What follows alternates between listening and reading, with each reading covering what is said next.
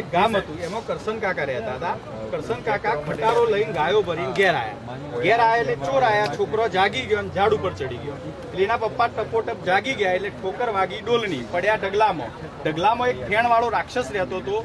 એનો એવો શ્રાપ હતો, માથામાં વાગે તો જ મરે. એટલે કરશન કાકાએ તલવારથી કાપી નાખ્યો તોય જીવતો છે. એમના પાછળ પડ્યો એટલે કરશન કાકા ચડી ગયા થોબલા ઉપરથી એમના છોકરો જે ચડે તે દડા મારવા માંડ્યા. એટલે માથામાં વાગ્યું એટલે પેલો રાક્ષસ મરી ગયો. એટલે ગામમાં ખબર પડે એટલે એમને કરશન કાકાએ ફરકાઈ ધજા. ગામવાળાને ખબર પડી જાય કે પેલો રાક્ષસ મરી ગયો એટલે ખુશ થઈને નગારા વગાડવા માંડ્યા. પછી ચગાવવા બાજુના ગામમાં ખબર પડે એટલે ચગાયા પતંગ ચગાયા. એટલે બાજુના ગામવાળાએ ખુશ થઈને ફટાકડા ફોડ્યા. જેવા ફટાકડા ફૂટ્યા એટલે બકરીઓ બે કરવા માંડી, કૂતરો ભસવા માંડ્યા, મગર નાચવા માંડ્યા. બાજુમાં યતી બાબા તપ કરતા તે જાગી ગયા કે ભાઈ આ તો આનંદનો પ્રસંગ છે. રથ લઈને ગામમાં આવ્યા કે ભાઈ હવે લાડવા બનાવે. એટલે વરસાદ પડ્યો, ગામના લોકો શરણે વગાડવા માંડ્યા. નાના છોકરા સટકોણ આકારની છત્રી લઈને ફરવા માંડ્યા, સસલો કૂદવા માંડ્યો, હરણ નાચવા માંડ્યા. ખેડૂતો હળ લઈને ખેતરમાં ગયા અને ક્ષત્રિયોએ યજ્ઞ કર્યો.